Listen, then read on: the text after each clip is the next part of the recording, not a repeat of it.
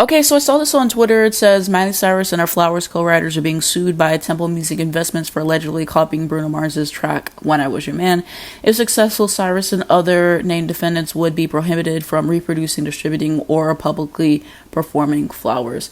And so, thoughts on this? I think that this is absolutely ridiculous for a couple reasons. Number one, she got permission from Bruno Mars himself. If he doesn't have a problem with it, like, why is she getting sued by that? And so, yeah, it's not him suing, it's other people involved in the label and stuff like that.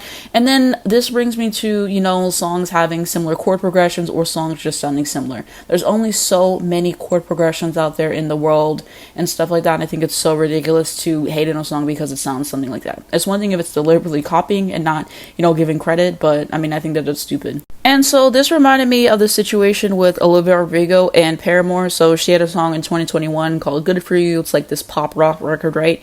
And so there was some people saying that it sounded like Misery Business by Paramore. Honestly, like both songs, it doesn't sound that similar to me. Like I said, maybe similar chord progressions, but again, there's only so many chord progressions in the world, so I think that people are getting ridiculous with that.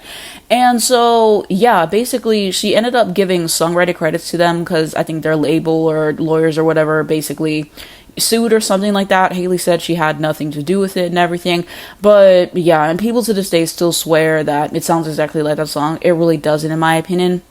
And then something similar happened with Olivia Rodrigo's song Deja Vu, and there was similarities to Taylor Swift's Cruel Summer Bridge, and she said it was inspired by that. And then I think a similar thing happened, and so she just ended up giving Taylor Swift, Jack Antonoff, and I think Annie Clark, whoever wrote that song, some songwriting credits on it. And I just thought that was ridiculous. Like, there's going to be aspects that sound similar, there's going to be similar chord progressions, but over here suing because of that, like I said, it's one thing to blatantly rip off, and an example of that is whenever Queen released a song Under Pressure featuring David Bowie. I think it was 1982 off their album. And so then 9-10 years later, Vanilla Ice releases a song called Ice Ice Baby, and he's literally just sampling the instrumentation on the song basically, and he didn't credit them, so then they sued, and then they got their credit. It was pretty closed and shut case. I just think that there's a difference between blatantly ripping off and just having stuff that happens to sound similar. I think that it happens all the time.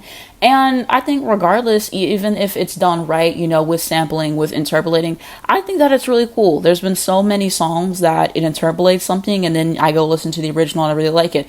Michael Jackson has a song Off the Wall and Mariah interpolates it in her record called I'm That Chick. And then whenever I heard Off the Wall song, I was like, wow, this is a really great song.